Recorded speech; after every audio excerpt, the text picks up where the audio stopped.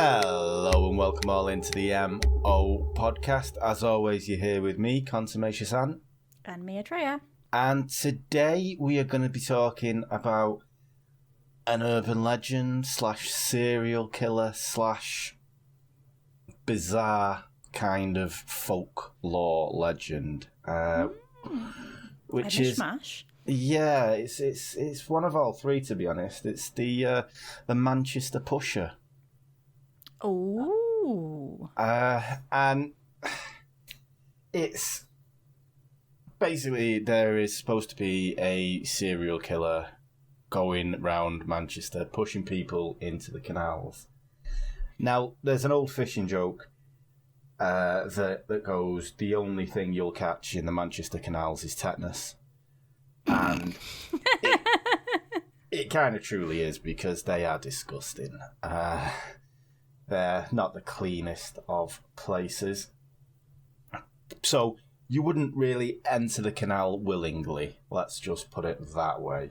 But since 2007, at least 76 people, and in some reports up to 85 people, have died in the Greater Manchester waterways. Now, 17 of these have been unexplained, which is that old get out that the police and the coroner have when they go, no,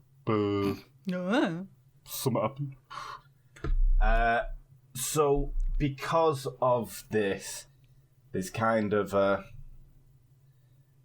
Chinese whisper about how there's a serial killer lurking around the canals, and it could be true, but it may not be. Now, to know a little bit about the setup of Manchester, now it is probably, well, I love the place, but I hate the place in the same kind of breath. It was the Industrial Revolution. We invented the spinning jenny in Lancashire, which was kind of the first fully mechanised production process, which started the Industrial Revolution, which started the steam engines, and everything kind of came from that and turned Manchester into kind of a powerhouse during the late 1700s, early 1800s. Before they got the arcade club in it. Well, yeah, just that's what made it, really. Indeed, yeah, that and Oasis. Well, if you say so. Well, yeah, I do. I wasn't really a fan, but okay. Ooh. Oh, it's that kind of war right now. Exactly. Ooh. I'm a Damon Albarn your ass. I don't even know what that means. No. He just sounds hardcore.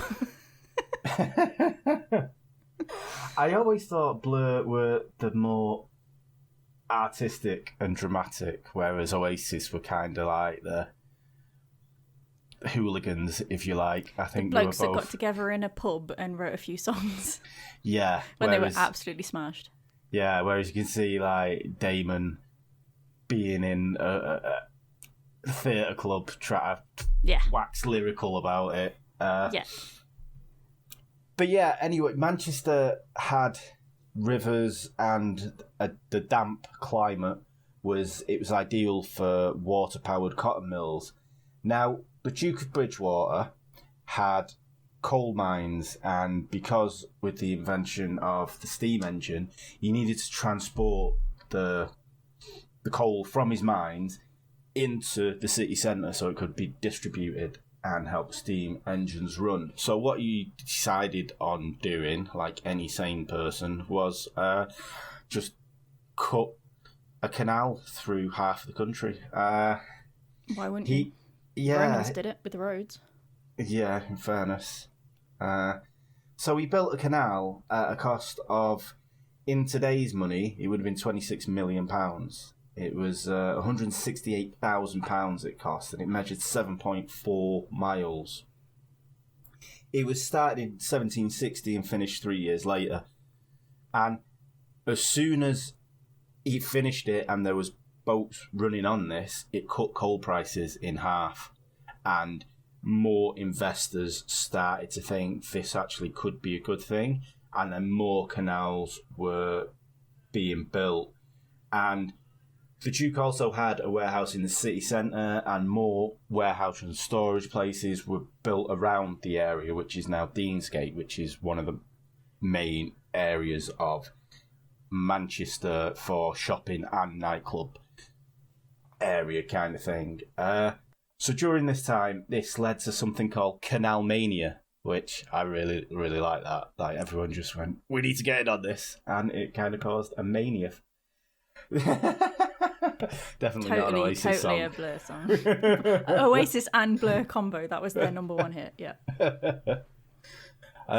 So with this, the government started offering schemes, and they would pay money out to businessmen who thought that they needed their goods transporting and thought they could build it.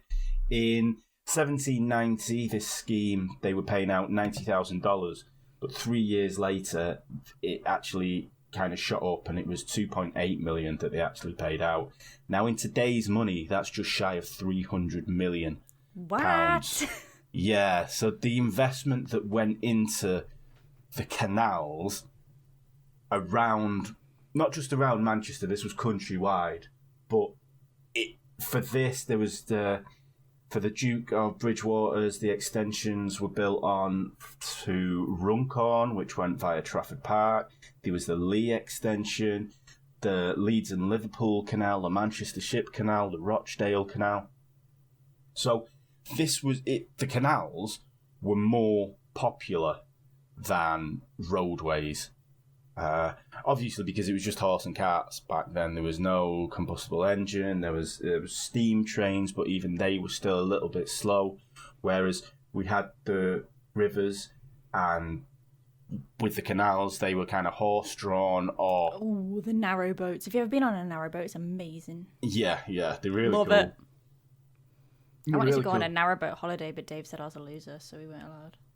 My sister went on one a few years back, actually, and she really enjoyed it. Her and her husband and like 6 other friends, they all got a canal boat, and they went from, I think it was Chester down to Birmingham.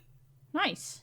On it, yeah, and they were just like pootling down, and which, I mean, I've seen them driving a car, so driving a canal boat must have been dangerous.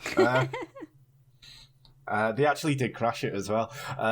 No. No, they didn't crash it. They just veered off, not into the side, but like into an overhanging tree, and they weren't paying attention.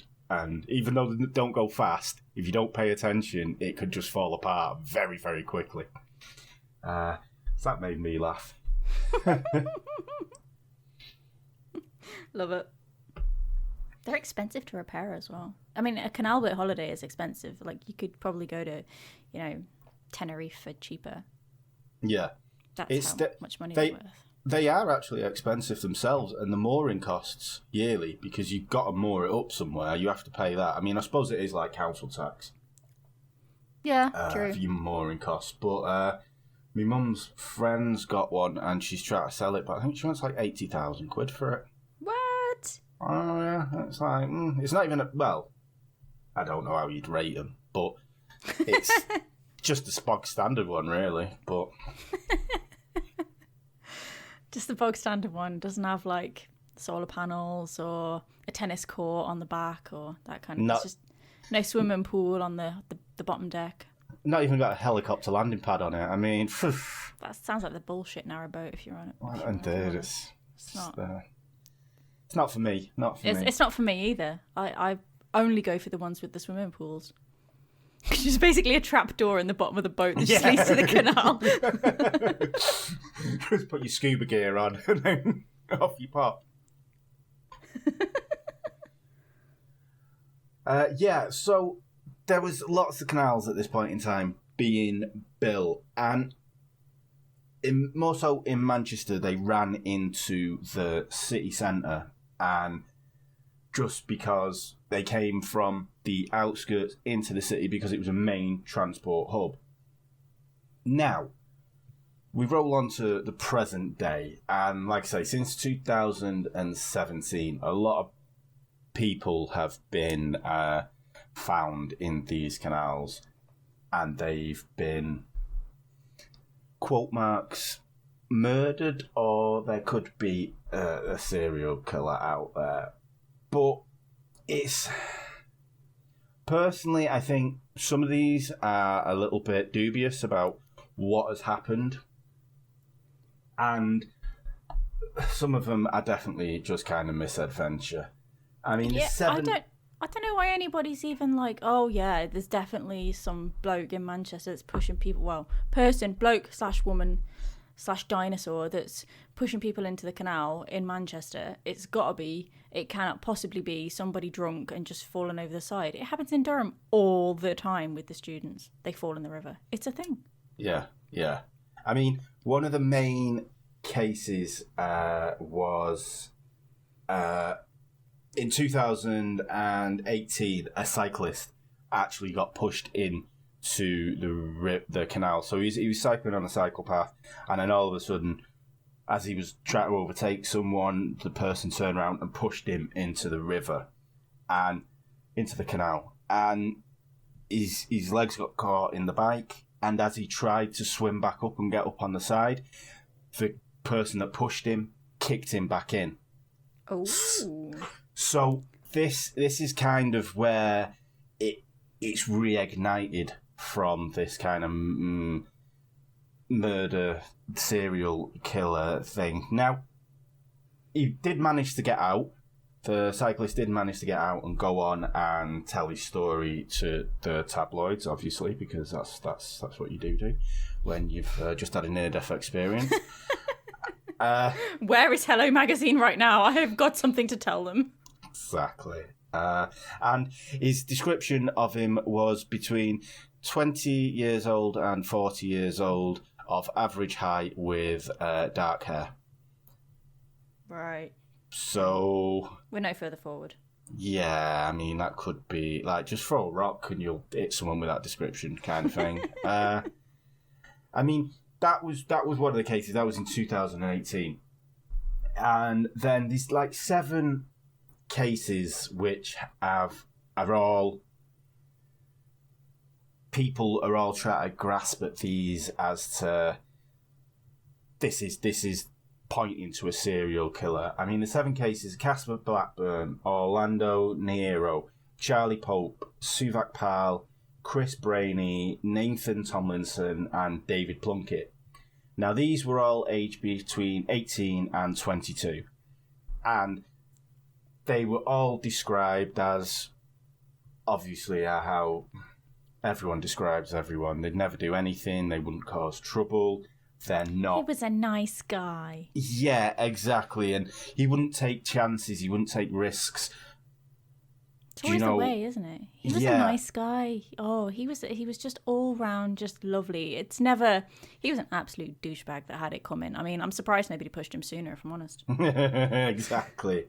It is interesting to point out that all these people, they had been out, whether they'd been out drinking or they'd been out to a music festival. They'd been out in the day now, or before they went missing. Now, with everything that entails of going out, having a drink, whatever, you know. Orlando, Nero, and Suvek Pal were thrown out of clubs. They were told that they were too drunk to get in. Even though they tried to re-enter, they were told they were too intoxicated to get in. Yeah, exactly. And Nathan Tomlinson, he sent a text message to his mum that he was only drinking shandies. But when he left the bar that he was in, he said to his friends he was going to go and get a taxi and he was going to go home. And he actually went down walking along the canal, which you don't get taxis down on the towpath. I mean, do they not do narrowboat Ubers? They do have kind of like water taxis, but it's not really the... Oh my God, have I just found a niche in the market for a canal boat Uber? Could do, but like, how long is it going to take you in a canal boat? It doesn't matter. It's a relaxing ride. And when you're drunk, it doesn't matter anyway. You have to stop every 5 minutes to get back out and throw up. So it's better if you can just open the window of the narrowboat and just chuck up out the side. It's true. It's true. So yeah, these guys did all been out. I mean, there have been 9 deaths in the Canal Street area, which is the gay village, which kind of some people are looking at that this guy is attacking the LGBT community. But the thing is as well with the canals, because a lot of them they're not underground canals, but they have roads above them, so there's bridges and there's places where you can, how do I put this delicately, find nefarious activity going on down there if you were one so to look for it.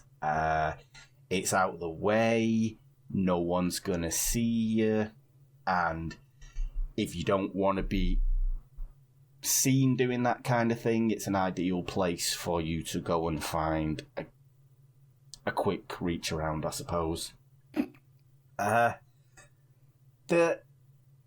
reason why I don't think that there is a serial killer, I just think I think a few of these were there was something happened, something went on, but I don't think it's one person doing this, because it's not just... You know that dude that painted the town red and slapped the blokes in the face? Yeah. Do you think maybe it was a bunch of students heard about him and they were like, let's have a laugh. Let's push people in the canal for the crack. Not realising people could drown. They're just like, they'll be fine. They'll be soggy and covered in raw sewage, but it'll be funny. Let's do it. And they're all like wasted on like Jaeger bombs or something. I think that could be a few of them, to be honest with you, because there was a case in Bolton. In Bolton? Not Bolton, Rochdale, excuse me. So this wow, is the thing. Okay, you couldn't get too further of different places. But this is the thing as well. This is how the Greater Manchester area, this is what it's encompassing. So it's encompassing, these figures are taking people from Bolton and Rochdale that have been pushed in. So it's not just someone in the city centre that has got all these figures. It's further afield. Some aren't even in canals. Some are in open water. So it's terrible journalism from the Manchester Evening News, to be honest with you. I wouldn't even wipe my ass with that rag. I hate the paper.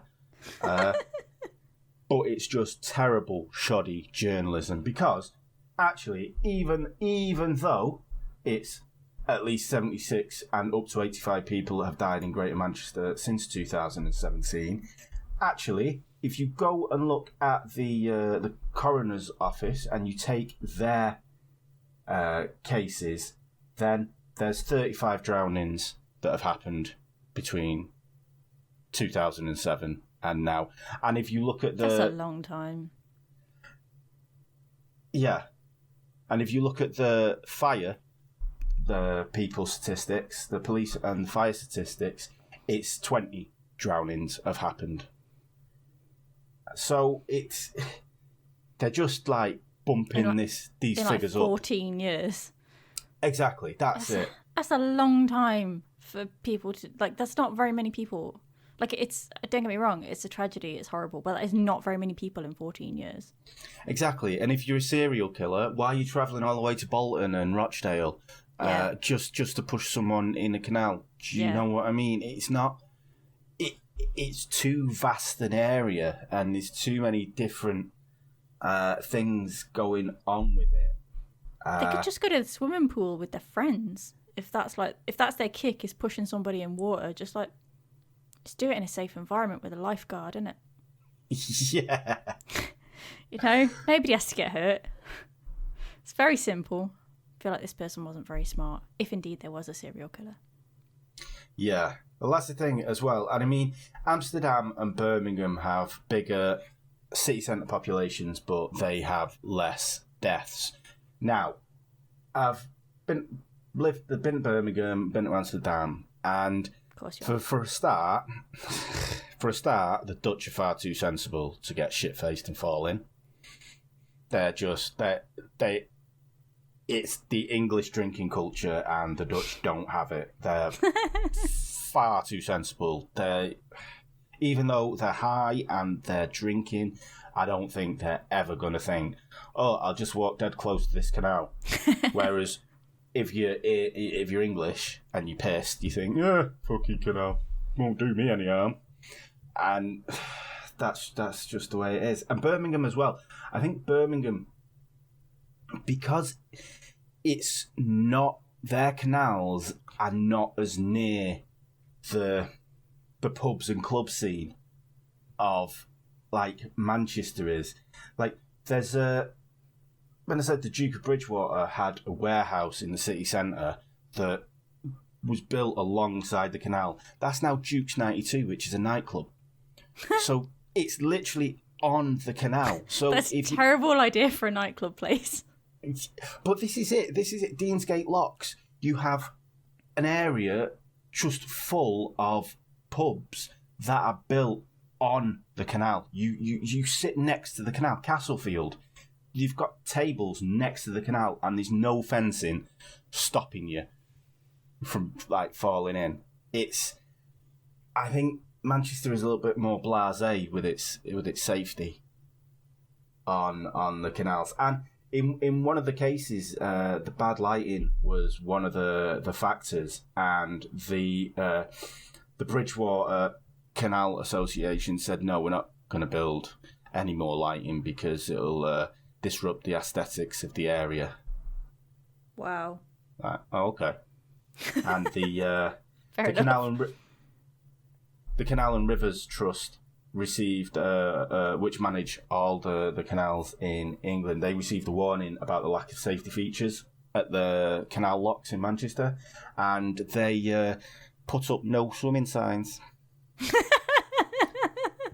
And they said, what we'll do is we plan to install a throw line. Wow.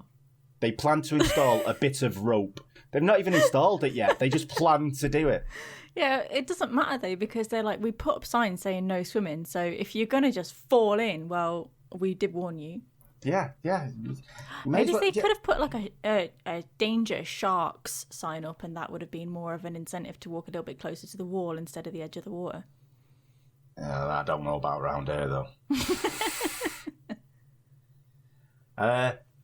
But yeah, and as well, across the UK, 30% of waterways are drink and drug related, but in Manchester, it's more than 2/3 of the deaths that happen in waterways. So you can see what kind of mentality of people you're dealing with here. Just that, and as well, there was a study done in Amsterdam about the canal deaths. And the majority were men aged between 20 and 40. They were recovered at a weekend, so Friday, Saturday night, been out drinking. And 10% of them had their flies down. So they were clearly having a piss in the canal, lost their footing and fell in. Obviously, why was that not? Why didn't... I don't know what else anybody could have thought. Unless, what about if the Manchester pusher, or the canal pusher, whatever they want to call it, was a prostitute that pretended to, give out her services to these men at the canal front, and then just took their wallets and their money and then just pushed them in? Could be, but the prostitutes don't really operate on the canal. Did they not? No. Wouldn't know. I mean, I don't know either, but they're sounds like it. Okay. Well, no, no, it gets even worse, but not the female ones anyway. That's what I'm going to say.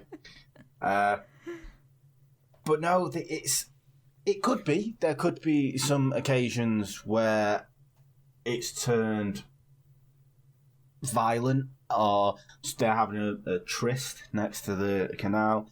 it's turned violent and self-defense, pushed them, whatever.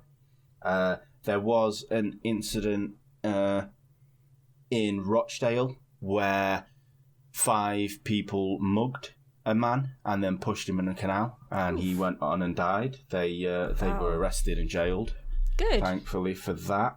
But so there are cases of there has been crime involved in this kind of thing, but as a serial killer, it seems like a bit of a push, no pun intended. It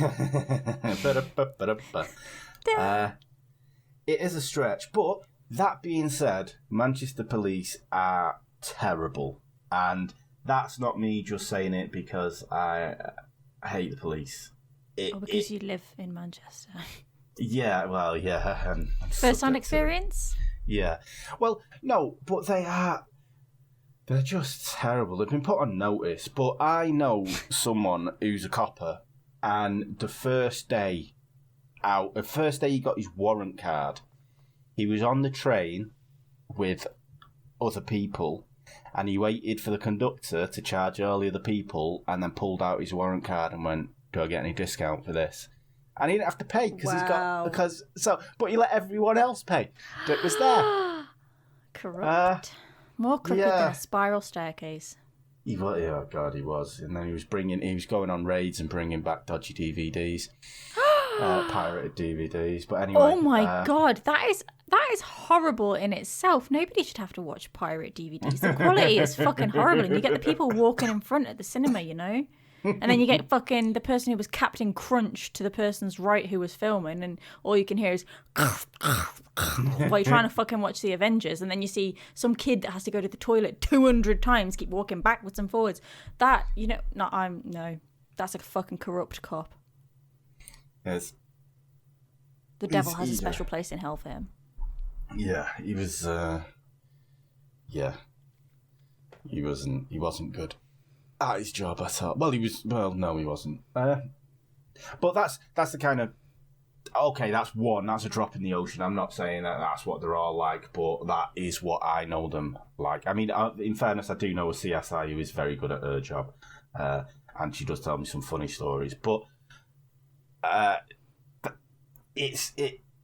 Manchester Police, they were put on notice at the beginning of last year, I think, because 80,000 crimes between July 2019 and June 2020 were unrecorded. They were reported, but GMP just couldn't be asked following through with it. Wow. And 1 in 4 of them were violent crimes. So, and this and is they just couldn't be bothered following through. Couldn't be asked doing the paperwork with it. Now, whether it's due to cutbacks or whatever, you know what I mean? We're all short-staffed at work, and when you're the second largest police force in England, do you know what I mean? And you're supposed to be these beacons that we look up to, that come, shining warriors that come in and fucking save us. If they can't be asked doing their job, fuck them. Abolish the police. Paperwork, that. It's just too much paperwork. I know, yeah. I'll do it on Monday, maybe. Yeah, if I remember. Put it on my to-do list. Don't work weekends, innit? Criminals don't work weekends either, maybe, I think, probably. No, so I'll come back on Monday. Yeah, take the week off. So yeah, I don't think there's anything in particular going on. There's definitely, I can't say definitely not, but to me there's not a serial killer. It's just the geography of Manchester, and I only actually noticed it while doing research into this, and then on the other day I actually was in Manchester. I noticed how many bars and clubs are next to the canals, because they run through the city centre, and it's kind of an aesthetic thing now, with it all being gentrified. It's like, we'll just sit on the canal and have a nice beer. It's like, yeah, but we get 1 week sunshine, and the rest it just pisses down. So don't be a Scrooge. It's still nice sitting under the little marquee in the rain by the river or the canal. It's just like this in Durham. Shivering. It's exactly the same in Durham. It's like all the bars are on the riverfront and they're always heaving. And, people get pissed and then they go, oh, the river walk is so nice. I just fancy a whoop and then splash. Yeah. Yeah, it's just a thing. It happens. No, it really does happen. I mean, in Canal Street as well, they do offers, and it's like you just pay for your mixer in your vodkas, like nights like that. So Oof. you are going down there with the intention of getting smashed, really, or that's what they kind of promoting for you to do, I suppose. Which is fine and fair enough, but Canal Street runs the length of the canal. It's like all along the canal, and when you've had 6 double vodkas and you're coming out into that, you can fall in. I mean, even if there's barriers up and there is railings, but they're not. If you were pissed enough, you'd think, I can clear that. Watch this. See, there isn't even railings in Durham, so I'm surprised there hasn't been a Durham pusher. Yeah, I mean, I suppose in every city where there's, something happens, I mean, I suppose in Birmingham and Amsterdam and Durham and Leeds, I'm sure that these places that are built on the waterways, that there is something, someone's thought, oh, maybe there's something there, but making, like, a case for nothing, especially with the sensationalism of the Manchester Evening News, it's fucking horrible. Do you know what I reckon? I reckon, right, that Manchester is just like, it has some, I'm not going to lie, Manchester City Centre has some really nice areas, okay? Like, there's some nice shops and there's some nice bars and all that kind of thing, right? And maybe, like, up north, we're just like, yeah, we got absolutely wankered and we fell in the river. We just admit it, don't we? Yeah. But with Manchester wanting to be like up and coming and be like, oh yeah, we have posh areas now, It's like, that guy did not. He couldn't possibly have fallen in the canal because he's a nice guy. He clearly was pushed. He was pushed, and there is no sign that he was drunk in any way, shape or form, whereas up north it's just like, I was absolutely mortal, mate. Fell right in. That's it as well. I think it's like what we talked about. Like you're not in what we talked about last time in the moral panic thing. It's like it's not. You don't look at them kind of people. You're pushing it outside. It's got to be some other exterior force. It's not. Oh, you must have got so smashed that you fell in, kind of thing. It's like no, you would never get that drunk. Yeah, we just admit it this far up north of the wall. Yeah. But you guys just need to embrace it. Yeah. You were fucked. You fell in. So pissed. But a lot of the stuff as well, like why people think that there is a serial killer, is because there's no, apart from this cyclist who was pushed in, there's no like survivor stories. So no one's like gone to the police and gone, well, I was pushed in the canal. But that's kind of going back to the fact that next on these canals in certain places, there's areas that are known for wanting to get your jollies off. And with it being such a sensitive subject, it could be like straight men who are not sure of themselves, and they go in, oh, I'll see what it feels like with another man. And they go there, and maybe they were pushed in, but they're not going to go to the police and go, yeah, well, I was having my dick sucked, and then I was sucking dick, and then I got pushed in. I get that. So I think that's the reason why there's not these survivor stories. I think maybe maybe the muggings as well. So the figures could be higher, but it's not, because it's not a serial killer. It's just random crime that happens. And it is a tragedy and it is unfortunate, but... Do you think, though, as well, that when you fall in the canal, like, there's presumably a lot of like debris and stuff in there now, like, you know, old push chairs and shopping trolleys and stuff like that. Like, it's entirely possible that if you accidentally slipped, even if you were stone cold sober and you were like walking home from work or something, and it was a little bit slippy on the path, or, you know, you got a text and you checked your phone and you just misstepped because there was no barrier and you fell in the canal, like, you could get tied up in a pushchair or a trolley or a piece of netting or a bin line or anything and not be able to free yourself and drown. Like, you don't even have to be drunk. If you fall in the canal, there's that much crap in there that you could still, being stone cold sober, you could still drown.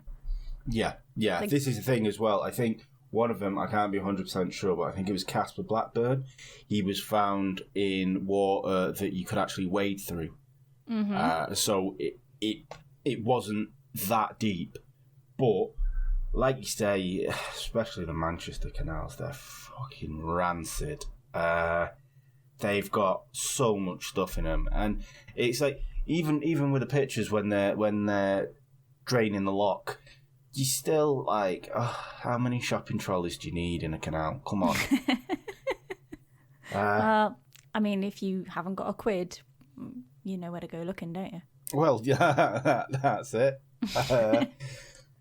But yeah, there's so much debris, and even when I was young and I was when we were fishing on the canals, it's one thing that everyone warned us about. It went, if you fall in, something's going to snag you. You're going to get caught on something. So try not to panic if you fall in. Just kind of try and float, because if you panic, your leg's going to get caught on something. There's stuff in there that from the 60s and stuff, and they've not been cleaned. They don't get cleaned. But also, inevitably, so say you could be like stone cold sober and you could drown by getting snagged on something.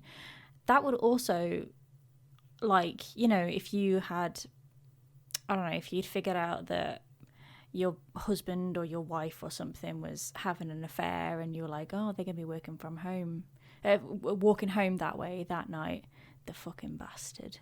And you could push them in and just go, well, you know, canals are dangerous places. You could just get snagged and drown.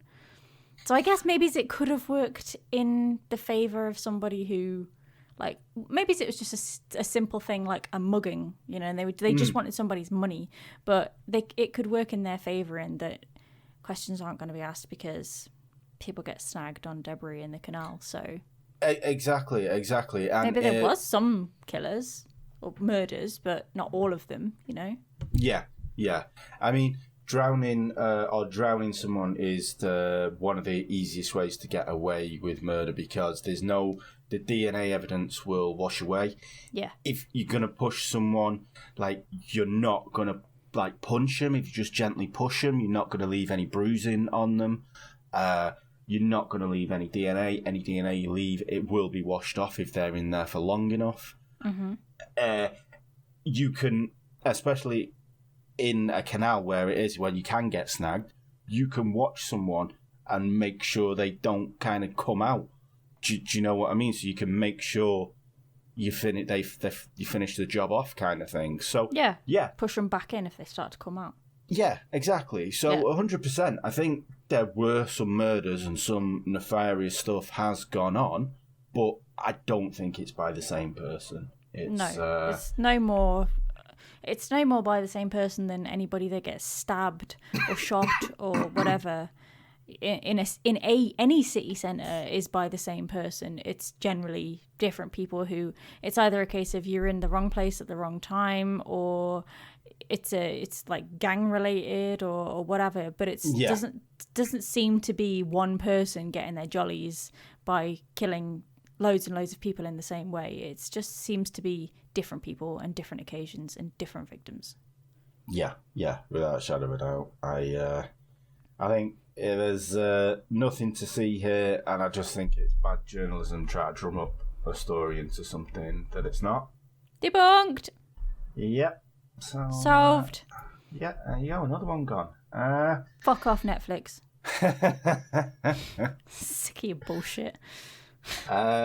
Yeah, so that's a Manchester pusher done and dusted. Another one in the tick box. It should be the Manchester Pushers and Fallers. It sounds like a pop group, doesn't it? Like the Mamas and Papas. The Manchester Pushers and Fallers. Oh, God, yeah. So that was the MO podcast with me, Consummation Sant. And me, Atreya. Thank you all so much, and we shall see you next time. Bye. Bye. Oh, my God. The MO podcast. The MO podcast. The MO podcast. The MO podcast.